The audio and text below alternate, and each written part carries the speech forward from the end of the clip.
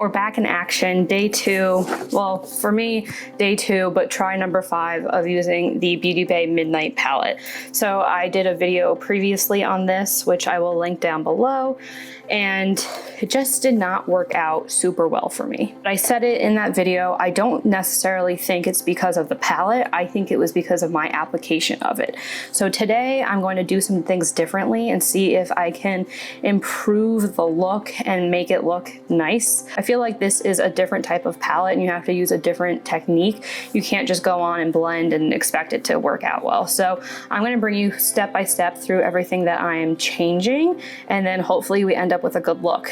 Time will tell, but let's get into it. So the first thing I'm going to do is not put on makeup. So I put on my base makeup first and then I used this palette the other day. Today I'm just gonna put on concealer so I can have a base, and then I'll do the rest of my makeup after. I did get a lot of fallout and I was often going like this and this and this with the wipe just because I was getting a lot of patchiness and eyeshadow everywhere. This is a messier palette. It's a bright palette. So I'm just gonna go in with this first. Even if I have to reapply it, I just really hate how dark my under eyes are. But in any case, that is change number 1. And I wanna put on this base because I really wanna give these shadows a super fair shake for the maximum effect for any eyeshadow, not just this palette. It is always recommended to use some type of base. The pigmentation was not the problem on the first go around. The problem was really the blending. Now that that is blended out, the second thing I'm going to do differently is I'm actually going to set my eyelids.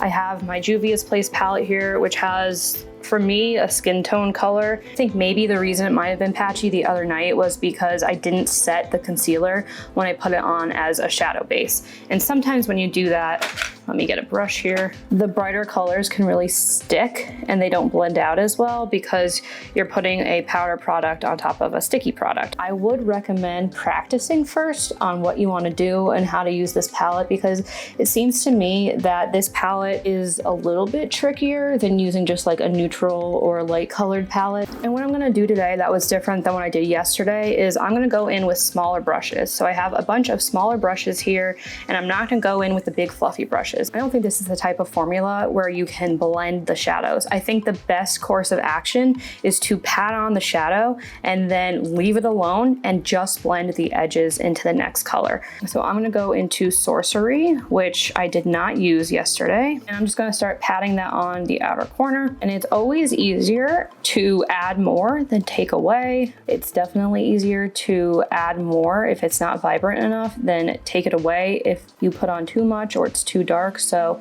we're just gonna go slow and steady. I'm gonna start creating that V shape that I want. So yesterday I was really waiting and then I was gonna pull out that dramatic V shape closer to the end, which is what I normally do. But I learned yesterday that that is not the course of action I should be taking. Really laying down the pigment into the shape I want and making sure I'm not going any higher than I want to. I wouldn't normally do my eyeshadow this slowly, but I'm not in a rush, I'm not going anywhere, and my main focus is really just to get this to work how I want it. I don't care how long it takes. I just want to do a good look this time. This is better, especially now that I'm using a smaller brush. I do still think it looks a little bit patchy, particularly like right over here. We'll see at the end overall what it's going to look like. And I'm just going to blend this line in a little bit. I'm going to put another color down, but I don't want this harsh line to stay there. This is an e.l.f. brush and it's for a detailed crease or a hooded crease, which is what I have. I'm gonna go in my switcheroo here and get all that color off and then go into the next color. I'm gonna keep using this as much as I can because that did lay down the color really nicely and very precisely. I think that's the name of the game here with this palette, is being super precise. In the center of the lid, I am gonna go into Periwinkle again. I went into this yesterday and this is kind of like a purpley blue in my opinion, and I just really like this color. It's not showing up as vibrant as the other day. I did put this on top of another blue shade and it looked really, really vibrant. This is definitely taking at least 2 layers to show up well. You might not be able to get that wham bam pow pigmentation right off the bat with some of the colors. Like this is my 3rd layer and now it's building more so to what I want it to be. That is looking nice and exactly how I want it. I put on about 3 coats of this periwinkle shade on top of that purple and it looks really, really good. I'm gonna go back into the switch. And now on the inner corner, I wanna go in with the lightest color I'm gonna use. I don't love that. What about lilac? Okay, lilac could be good.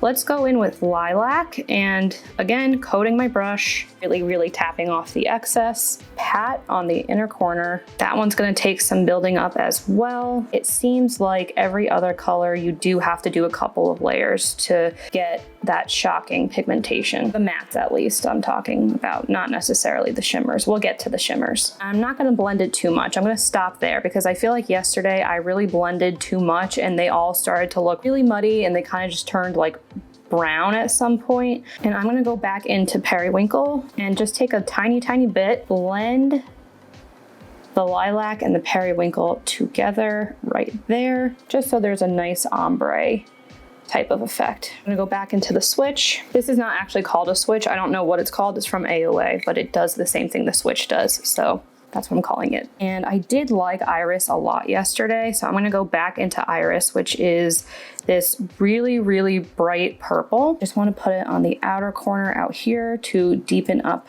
my eye in the outer corner just a little bit. Really just pack it on and tap. I do feel like these are going on smoother though, now that I set my eye base. Yesterday I did not set my eye base and I think that was definitely an issue. All right, I would say that is now set where I want it. So I'm gonna go in with even more pigment and just intensify it because I am seeing the other colors show through and I want it to be more opaque. I am also getting fallout over here. And now I'm just going to blend the purple and the pink up here together a little bit so it's not so much of a harsh transition. And then again into the crease so that there's a little bit of an ombre. All right, you really don't wanna blend too much because that's when everything starts to get patchy and when all the colors really start to mix around and then start to just look like straight up brown. I am gonna try to fix this though. It's looking a little bit patchy. On my eyelid over here, it is looking a little bit patchy to me, which is bothering me a little bit. We'll see if I can fix it. I'm gonna go back into the switch. I'm gonna go back into periwinkle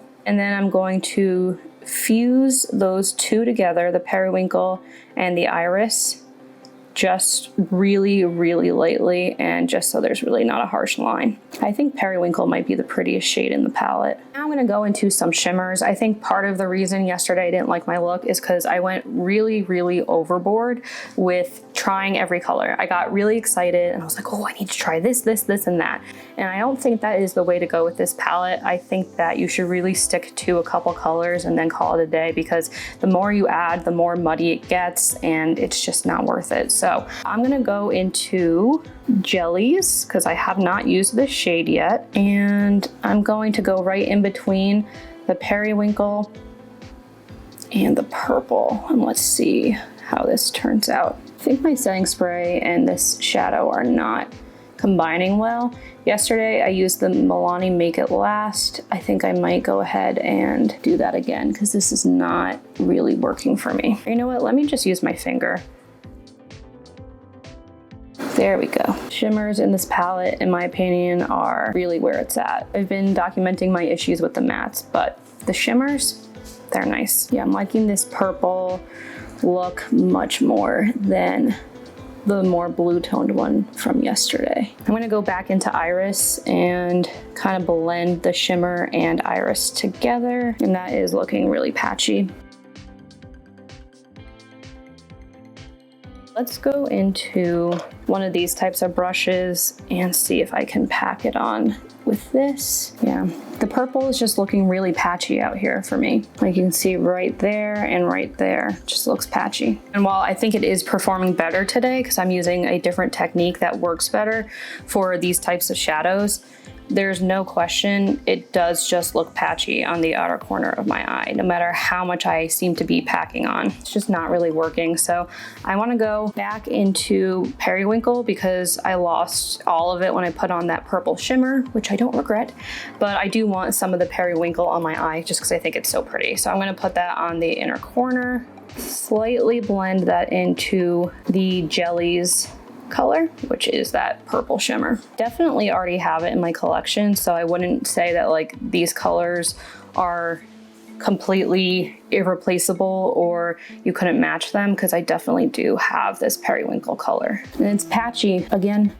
on the inner corner. It's definitely looking patchy. It's like you need to layer it up to get the pigment, but then you can't layer it up too much or else it looks patchy. You can't win either way. Going back into the switch, and I'm gonna use this brush now to get an even darker color and put it on top of the iris on the outer corner, because again, it's looking really patchy over here and it's bothering me. So I'm gonna go into really dark blue called Cursed, and I'm only gonna place that on the outer corner, like right here, and that is pretty much it, just to cover up the patchiness. All right, so this one, while it is definitely super pigmented, it is also patchy. Like these shadows just can't be layered on top of each other, which is weird because it's all the same palette. But all right, I'm gonna stop because obviously these are just kind of patchy on me and nothing I do is going to fix that. So I'm going to stop just adding more and more pigment because I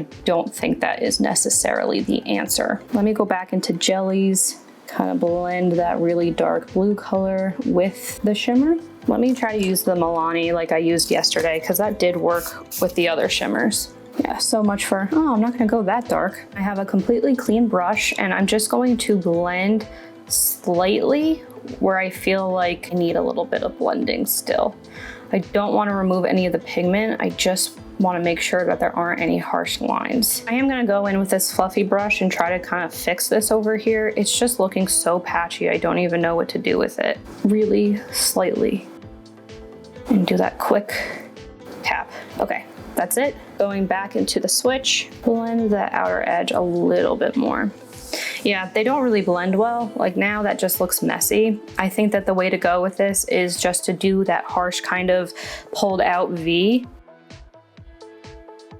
Like that. And that's kind of just the look. All right, here's what I came up with on this side. And I'm going to try as hard as I can to replicate it on this side. But in the interest of time, I'm not gonna do this on camera because we would be here forever. So let me go do the other eye and I'll be right back. I tried to get them to match as much as I could. I think that they pretty much look the same. Now I'm gonna go and do the lower lash line, and this was definitely a problem yesterday. I feel like I just went way too heavy-handed on the lower lash line. So I'm gonna go ahead and take that really small blending brush again, make sure all of the shadow is off of it. Bright teal kind of color. I clean that off again and go into the iris shade, which is that purple, and really more so focus that on the outer portion of the lower lash line. And then I'm gonna take that brush that I put on the shimmer with and just line the inner portion or the inner corner. And for now, at least, this is the finished look. Let me go put on the rest of my makeup. I think that the changes and improvements I made from yesterday definitely paid off. I like this look a lot more. I didn't do a winged eyeliner. I don't feel like I really need it with this bold of a look. And then I did white eyeliner in the inner waterline instead of a dark color. That being said, I do still think there are caveats to this palette. I don't think it's the best palette ever. I think it's okay. I definitely think that a lot of the darker shadows, like those darker purples and the blue, are patchy colors, and still mist and some of the lighter colors I just don't personally like. That's not necessarily an issue with the palette, that's just the color.